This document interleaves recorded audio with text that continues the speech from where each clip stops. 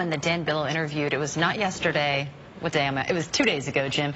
And, you know, it was just such a touching story because he said, he was like, I just can't leave my property. I can't leave my pets. He had 4 dogs. And he and his wife decided to stay. But at the same time, you know, I understand. But it's one of those things where you realize when your life is on the line, you most likely want to leave. But it's such an emotional time for so many people that they decided to ride that thing out and to ride Matthew out as it's currently happening.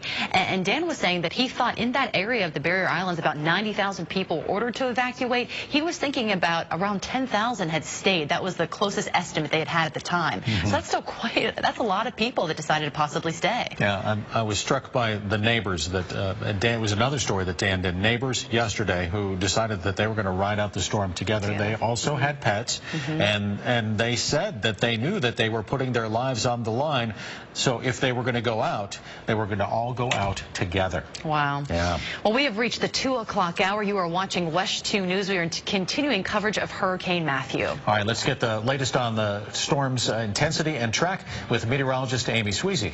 All right, we are going to start with the nuts and bolts of the storm, just kind of reset everything and give you the basics. Those maximum winds right now near the center are at 120 miles per hour. So from yesterday, it did weaken just a little bit.